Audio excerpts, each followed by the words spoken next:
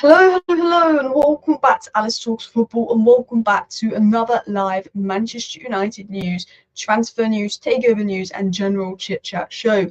We're going to break down a lot of interesting transfer news coming in on INEOS's reported plans. Deals are reportedly working on some shock move for Min Jae in the works at Manchester United. A couple of rumours going about, as well as talk about the manager situation, the rumours on that, as well as talk about other stories, some leaks about Amrabat being unhappy, thinking that United is ruining him and his confidence, and we're going to get into an abundance of stories. So please do hit that like button. Of course, subscribe down below if you're new, share the video, and we've got lots and lots to get into. So I'm going to dive into this first story, but do get involved in the live chat.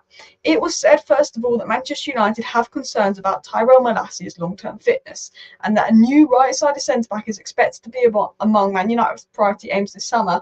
But the club could also look to strengthen at right back, in midfield, up front, and even a left back, is what was said by Michael Plant today.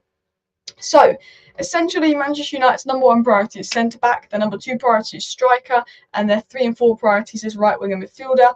They also might be looking at 2 centre-backs depending on who exits, but now left-back looks to be becoming a priority, with some reports even indicating that Man United might just let go of Malacia this summer. Now, Malacia had a decent first season. He was a good outlet for us. I don't think he did anything wrong in his third season, but this season, people have been joking, is he in prison? Like, he's just nowhere to be seen. He's basically missed the whole season, and that is not Malacia's fault, and I do feel sorry for him. There's a lot of setbacks in his injury. We've probably managed it badly. Surgery went wrong, but Man United are now kind of concerned about, this guy. But the thing is, he didn't have a bad injury record before the season, but this injury's been so bad that thinking with Luke Shaw's injuries, Malacia's injuries, Man United are very much weighing up the possibility of bringing in a left back. Now, one name that we were linked to, which I'm not sure if there's loads and loads in it, was actually Anthony Robinson of Fulham. That's one name to definitely keep an eye out for. But again, I don't know what the credibility is like in that. But there was a few interesting things said in regards to Manchester United and transfers that I'd love to dive into. So obviously, as mentioned in the live stream earlier today, it was confirmed that Man United have already started working on potential summer signings based on recommendations from scouts and analysis.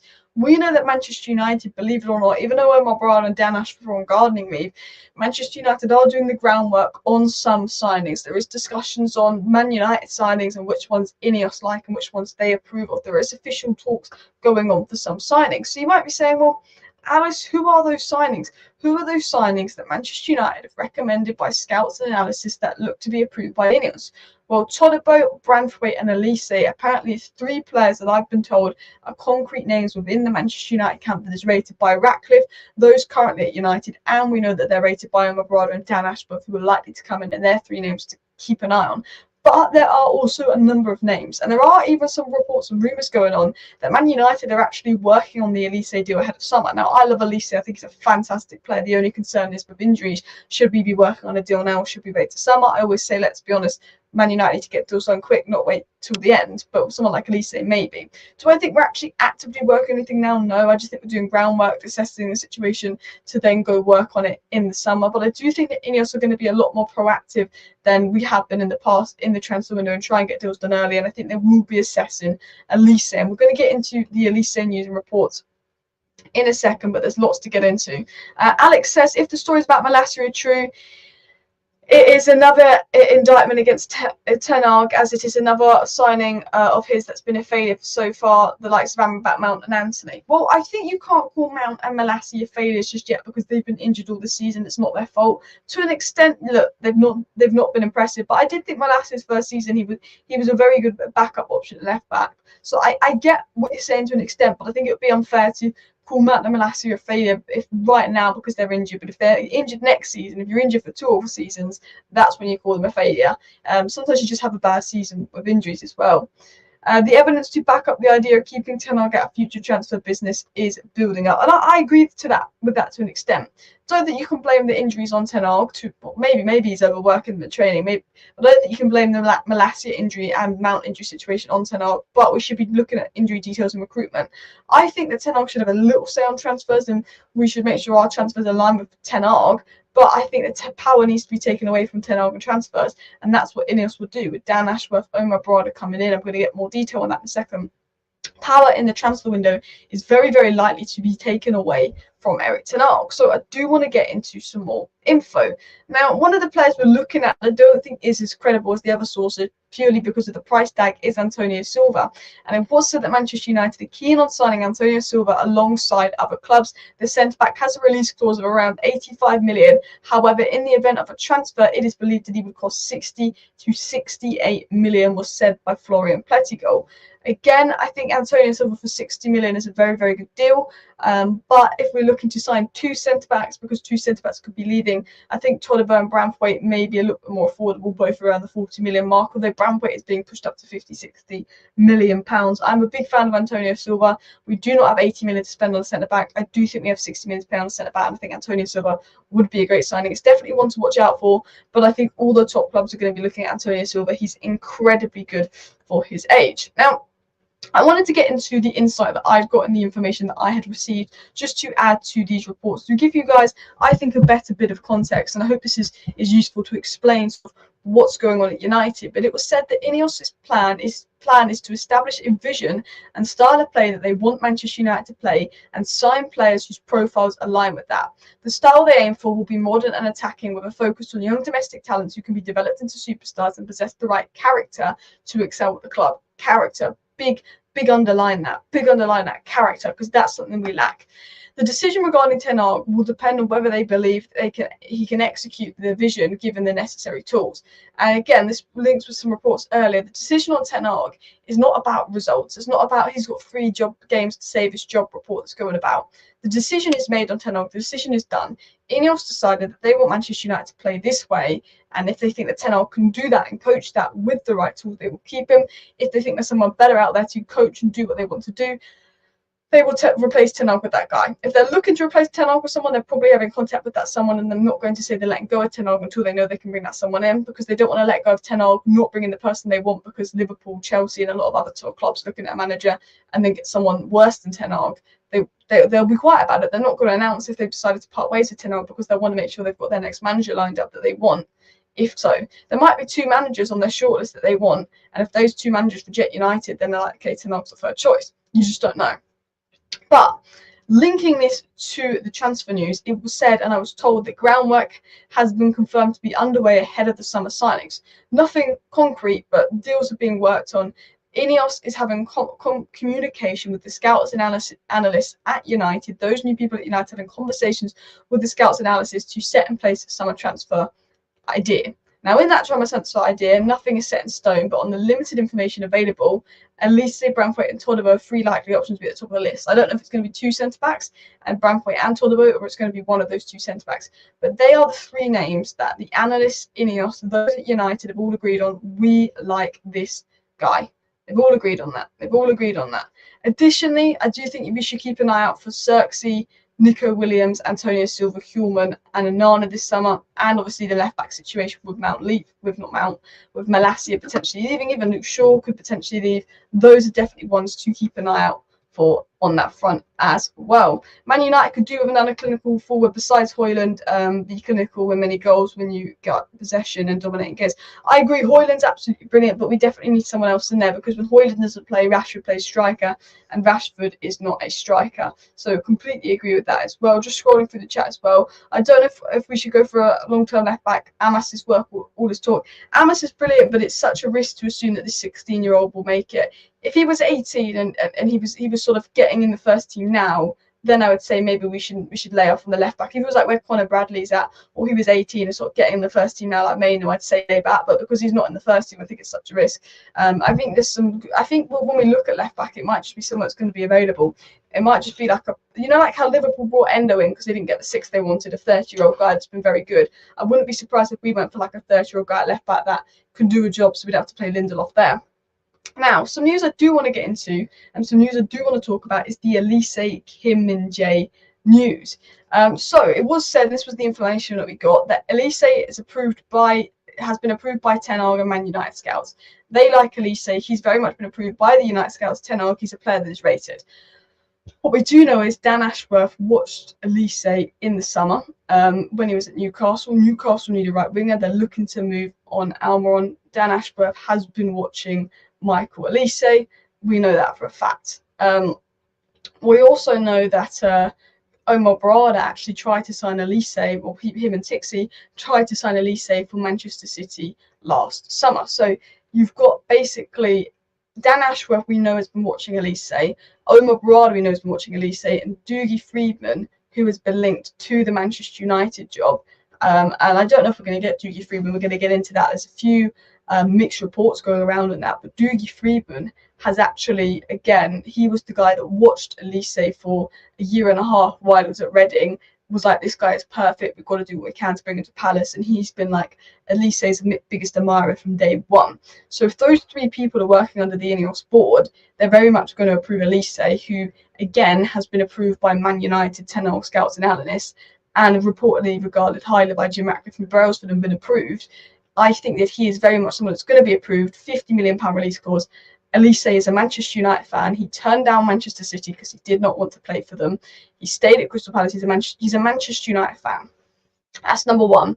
He ticks all the boxes that INEOS want, that United like him. The only worry of Elise is injuries. We've got to be careful. Now, I think that he's injured because Roy Hodgson played him injured, like we played Luke Shaw injured, and it's not necessarily his fault. Elise actually had a very good injury record before the season, so I don't think we can necessarily say that Elise is injury prone. I think that he's badly managed, but Mount was never injury prone. Then last season he got injuries, so maybe Elise, if he's injured all of this season, becomes injured all of next season, he could be injury prone. In the summer, if we get Antonio Silva and Todibo as centre backs, Jeremy Frimpong as right back, left back, and we thought Sudamende as DM, and possibly Elise and one striker, that would be amazing. And next year it's just dream talk. I agree. I mean, for me, if we can go out this summer, and I'm going to try and be realistic, get Branthwaite, Todibo, Mats Weaver, Elise, and a striker, those 5 signings would be brilliant.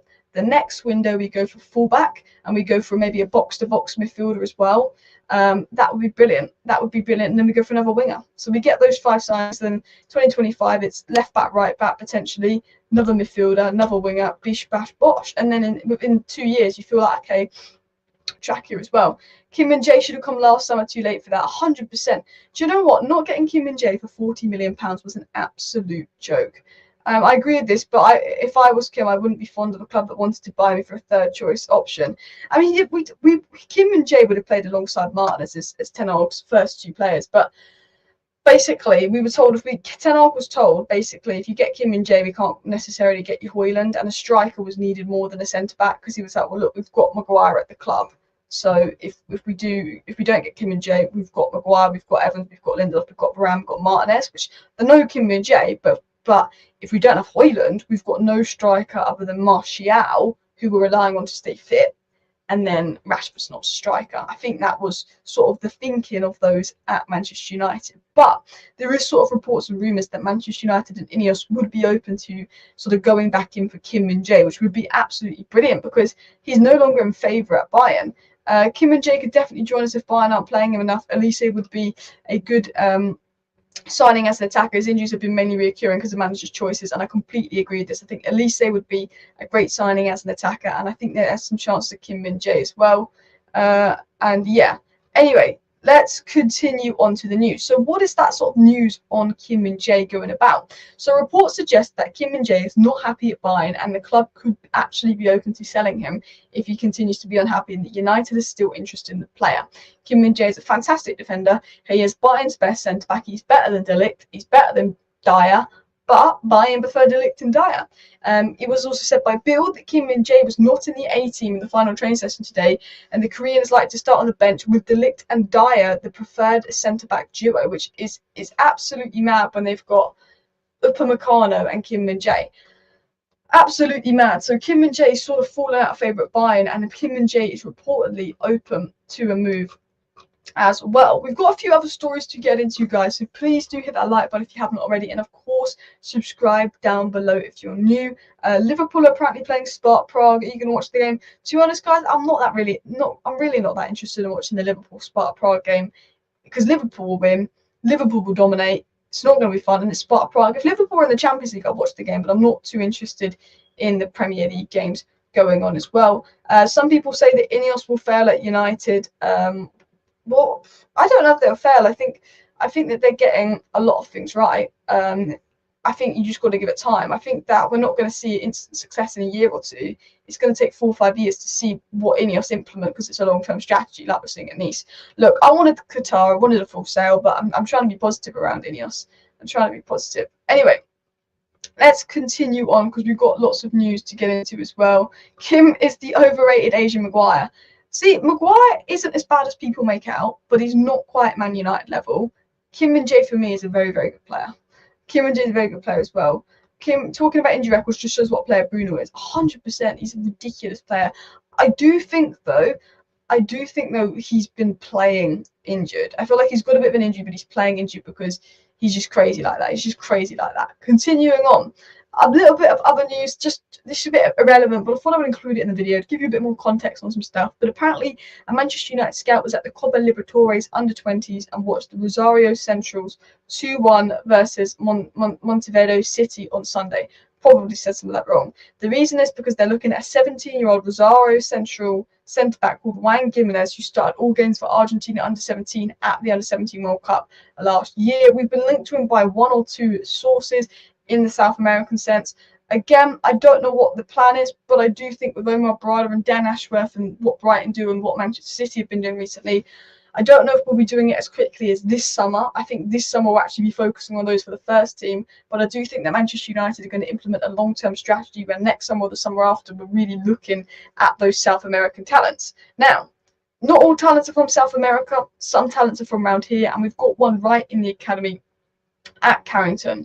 It was said that Shea Lacey is set to make his return from injury in time for Saturday's under-18 Manchester derby, and Lacey started light training on grass in early January and has made good progress towards full fitness. That was one thing that's been said as well. Shea Lacey's return could be massive.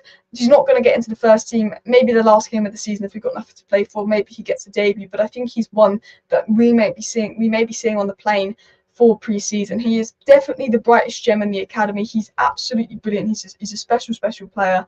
But I think, again, he's just been injured for so long this season, which is such a shame because, as I said, he's a new level of talented and special player as well. We need to promote academy players like Real Madrid did, but we promoted Garnacho last season, Meno this season. I'm sure we'll promote someone next season. We can't promote like 10 academy players a season. I think bringing 1 academy player through each season is really good. Occasionally you can bring 2 in. I think Harry Amas and Shea Lacey are brilliant, but they are 16-year-olds. I think there's a massive difference between 16-year-olds and, of course, 18-year-olds. That just physical development. So if you're old enough, if you're good enough, you're old enough. But I do think players that are 16, not even played like under 23s football, is a massive risk.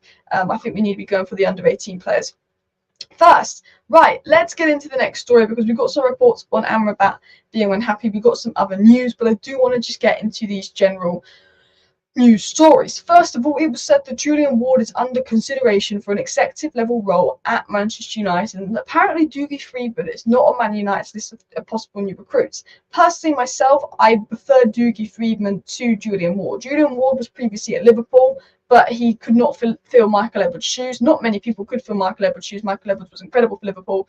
Julian Ward is decent, but wouldn't be my first choice.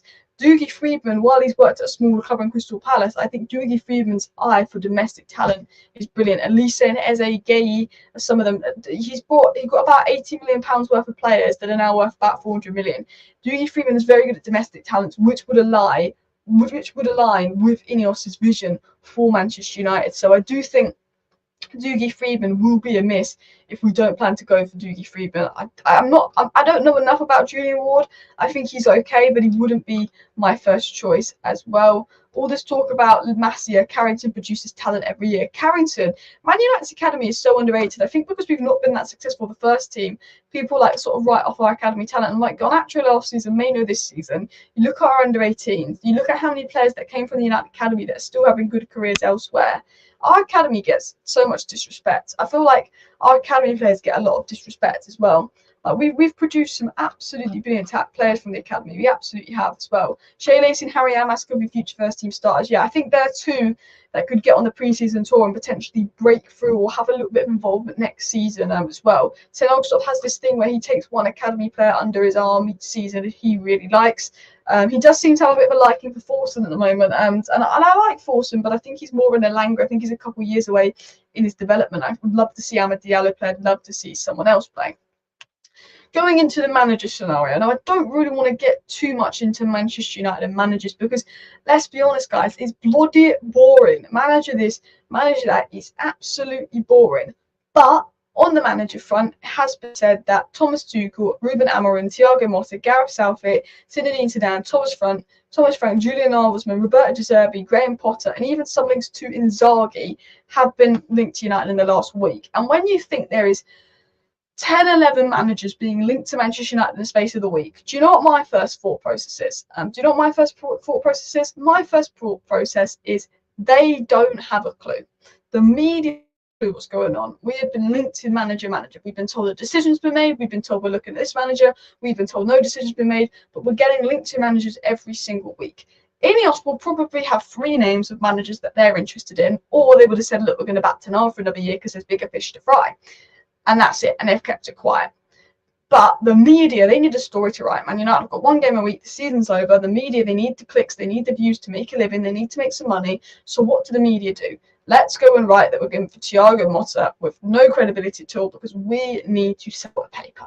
And I think that no one in the media really has a clue what's going on. I think INEOS have been very, very quiet. I think INEOS are keeping everything on the down low because even if INEOS have decided to sack Ten Hag, they're not going to tell Ten Hag that until the end of the season, and they're not going to tell Ten Hag that until they know that they can get the replacement they want. As mentioned earlier, INEOS might have said, look, I think we're going to sack Ten Hag and we're going to aim is to bring in De Zerbi. They approach De Zerbi. De Zerbi goes to Liverpool. They can't get De Zerbi. Then they sort of a toss-up. Who's going to be better, Ten Hag or Potter? INEOS then decide, you know what, Ten Hag could be better than Potter. They might keep Ten Hag. INEOS are going to see if they can get the guy that they want to get before they would tell Ten Hag he's sacked. So if INEOS have planned to sack Ten Hag, they're doing things very quietly. And if INEOS have planned to keep Ten Hag when they're not doing anything, the decision is already done. So I think that unless probably it comes out Fabrizio Romano's mouth at this rate, I think the media just is doing guesswork. I don't even think David Ornstein really has a clue what's going on. Unless we get like a big exclusive from Ornstein or a big exclusive from Ten Hag that we've made a move for a manager or that Ten Hag will go, I think we're pretty much fine as well. Liverpool 1-0 up already. You're taking the mick. No manager coming in until Ashworth is there as well. Who scored the goal for Liverpool? Let me know in the chat as well. Look, Ashworth and Barada are on gardening leave, but INEOS can make decisions about Ashworth and Barada. And INEOS could just ring up Ashworth and say, look, you know you're on gardening leave, but would you agree with this? There's going to have this. He's on gardening leave. He can't officially work for them. They're going to be having conversations. They're going to be having contact as well. Apparently, Lewis Hall has not made enough appearances to trigger the permanent move from Newcastle to Chelsea. And he's likely to return to Chelsea. And that is why Eddie Howe's not playing him, which is interesting on the Newcastle front as well. Because, yeah, Dan Ashworth brought in Lewis Hall and Eddie Howe just didn't play him, which is interesting there as well. McAllister scored for Liverpool. I've got a video on my second channel coming out about McAllister. I actually recorded it today. So, yeah, McAllister, any good? He's captain. The other McAllister, he's captain for the under-18s. They don't seem talked about a lot. I think there's just so many talented players in the under-18s that they're all good. It sounds crazy, but they're all good, and they're all good in their own right. And some players will make it, some players won't. Some players that maybe aren't as good now might develop a bit later and become the best player. Amit Ibrahimov is really good. He's 15, not 16, but because he's developed so young, he might not be our best player for that age in 3 years to come. Shea Lacey right now is looking like the #1 talent, but he's obviously been out injured. The Fletcher twins look good. Ethan Williams has been absolutely balling out in the academy. There's a lot of top talented players as well. Continuing on back into the news, we do want to get through the manager stories. It was said, should Manchester United opt to sack Erik Ten Hag, Graham Potter is believed to be the leading contender to take the role at this early stage, and that Roberto De Zerbi and Thomas Tuchel have admirers at Manchester United, while a potential move for Zinedine Zidane seems unlikely despite his excellent relationship with Chief Jean-Claude Blanc. So I think, and what I've been told is a little bit different, I've been told that the Sporting Lisbon manager, Graham Potter and De Zerbi, the 3 leading contenders for the Manchester United job should a decision on Ten Hag's sack being made. I've been told that Tuchel isn't really a particular name of interest. Nagelsmann isn't particularly being followed.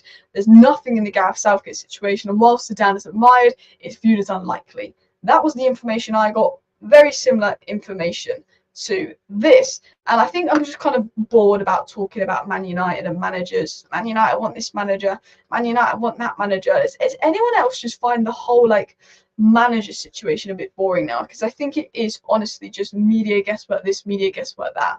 I think Elise is something with credibility. I think Braithwaite is something on credibility. I think Todibo is something on credibility in terms of sort of those kind of reports. I think there are some credible stuff in terms of transfers, but I think the manager situation, I think the next month is very speculative. It's almost turning into the takeover where we were getting all these reports about Qatar, but no one really had a clue about Qatar, and eventually they were just sort of clickbaiting us and all of that as well. But I do want to get into some reports that Amrabat is not happy at Manchester United. There was a couple of reports coming on about Amrabat and how he feels at United and his future. The initial report stated this, that Amrabat's return to Fiorentina is becoming more and more certain, his confidence is no longer the same, and he feels lost in the Man United fog. Now, this has obviously come out by sources over in Italy to say Amrabat feels lost at Manchester United and all of that. But sources in Italy are saying that Amrabat is unhappy with how things have gone at Manchester United. Having arrived injured, he didn't feel like he got a fair chance, is what they're saying, and he feels like he should be given more minutes to prove himself and that he's had good. Amrabat feels that he's now low on confidence and is struggling to get back into the Manchester United side due to the manager's lack of faith in him, and he's being played at left back. There's some reports basically saying that Amrabat feels lost at United. He's lost his confidence. He's not the same player anymore. He doesn't feel like the manager's got much confidence in him, which is reports coming out. Again, not much credibility to the reports. A lot of these are just coming from Italy, and I think it's quite an easy story to write with how bad he was in the Manchester derby, and to be fair, the limited minutes he's had. But I do think, to an extent, Amrabat's been a disappointing signing. Amrabat's been a flop, but I almost think the guy arrived injured. The guy got thrown in at left back, had a few decent games in the middle, but then had a few bad games, then got thrown out of the team. Every single person that's played in the midfield has had a few bad games, but when Amrabat has a few bad games, he's kicked out the team. When McTominay has a few bad games, he still played. When Eriksen had a few bad games, he still plays. Casemiro's had a few bad games, he still plays. The only midfielder that hasn't had a few bad games this season is Kobbie Mainoo. Every other midfielder at United has had a few bad games, and they continue to start and play. But it feels like it feels like with Amrabat, if he has a few gag games, it's done. It feels like Ten Hag's like, okay, we're not going to make this one permanent. Put a little faith in him. He's not going to be here next year. I don't particularly like this sort of the treatment of Amrabat. I think had it been a permanent deal, Ten Hag would have probably paid him more. I think that Amrabat hasn't been good enough. Amrabat's been disappointing, but I think he's arrived injured. He's not got back to full fitness. He's been played out of position. Maybe he's not cut for the Premier League, as Byron says. Maybe he's not cut for the Premier League, but I do think he could have had more chances. I don't think it's a loss losing Amrabat. I think he's been disappointing. I had high expectations for it, but I also do think like he deserved more of a chance. And I think that Ten Hag really could have given him more of a chance. Guys, please do hit that like button, and of course subscribe down below to Alice Talks if you're new. If you do want to stay up to date with all the latest Manchester United news, transfer news, updates and more, make sure you subscribe. I'm surprised Liverpool are playing such a strong lineup versus Sparta Prague in the Champions League, considering they've got Manchester City at the weekend. They've only really got Van Dijk rested there as well. I'm probably not going to follow the Liverpool game just because I'm not really that bothered. Not really that bothered, to be honest with you guys. But yeah, I wanted to get into the final story as well. I wanted this to just be a short and sweet live stream, getting to the point. And that is essentially that Manchester United are planning ahead of the summer. They are establishing the way they want to play, and they are writing down a name of targets, but they're not like officially approaching anyone yet. Big up everybody in the chat. Big up everyone for tuning into today's live stream. I am going to wrap it up here. Please do hit that like button if you haven't already. And of course, subscribe down below if you're new. I hope you like this short live stream, but I've got to pop off now. Thank you for watching. Bye.